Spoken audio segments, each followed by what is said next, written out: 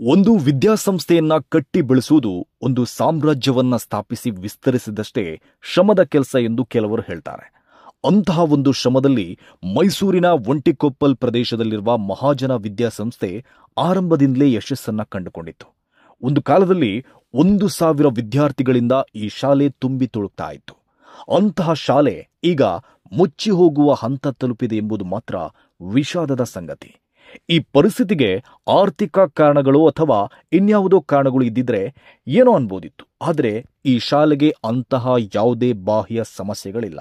ಬದಲಾಗಿ ಈ ಶಾಲೆಯ ಆಡಳಿತ ಮಂಡಳಿಯೇ ಉದ್ದೇಶಪೂರ್ವಕವಾಗಿ ಆ ಸಂಸ್ಥೆಯನ್ನ ಅವಸಾನದ ಎಡೆಗೆ ದೂಡ್ತಾ ಇದೆ ಎಂದು ಆ ಶಾಲೆಯಲ್ಲಿ ಕಲಿತಿರುವ ಹಳೆಯ ವಿದ್ಯಾರ್ಥಿಗಳೇ ದೂರ್ತಾ ಇದ್ದಾರೆ.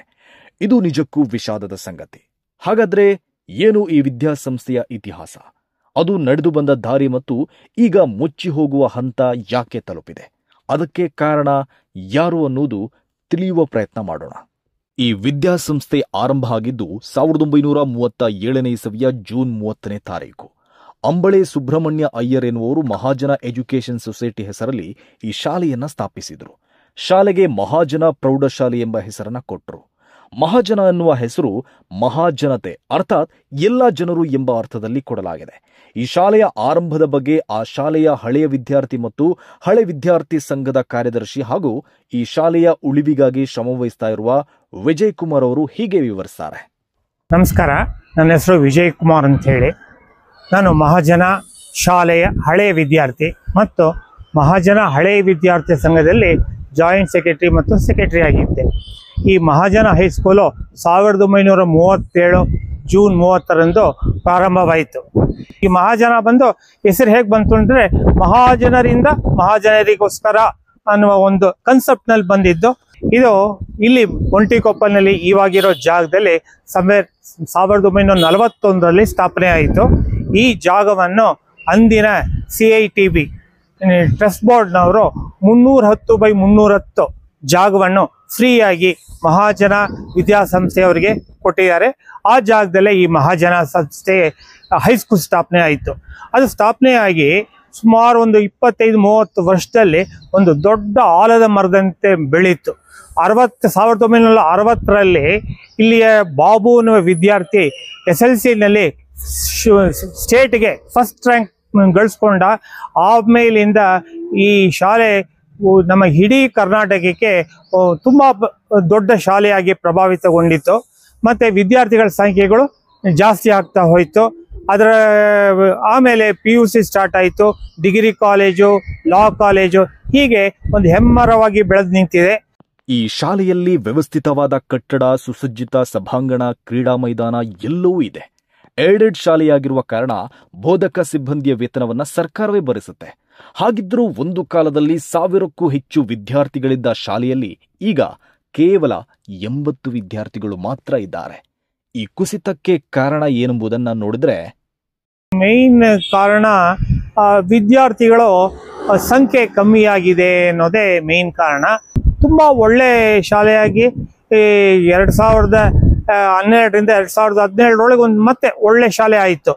ಅನ್ಫಾರ್ಚುನೇಟ್ಲಿ 2017ರ ನಂತರ ಎಗೈನ್ ಸ್ಟ್ರೆಂತ್ ಕಮ್ಮಿ ಆಗ್ತಾ ಹೋಗ್ತಾ ಇದೆ.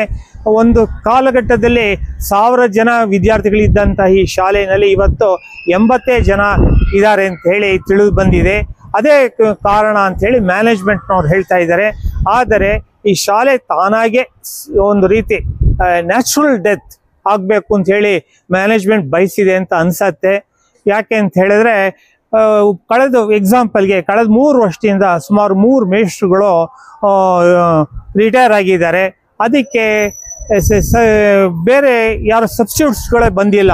ಆ ಸಬ್ಸ್ಟಿಟ್ಯೂಟ್ಸ್ ಬರೋದಕ್ಕೆ ಈ ಎಜುಕೇಷನ್ ಡಿಪಾರ್ಟ್ಮೆಂಟ್ ಬರೆದ್ರೆ ಅವ್ರು ಬರ್ತಾರಂತೆ. ಯಾಕೆಂದ್ರೆ ಎಲ್ಲ ಫ್ರೀ, ಈ ಜಾಗ ಫ್ರೀ, ಈ ಬಿಲ್ಡಿಂಗ್ ಕಟ್ಟೋದಕ್ಕೆ ಹಳೆ ಇವ್ರುಗಳು ಕಟ್ಟಿದ್ದಾರೆ, ಈ ಸಂಬಳನೂ ಫ್ರೀ.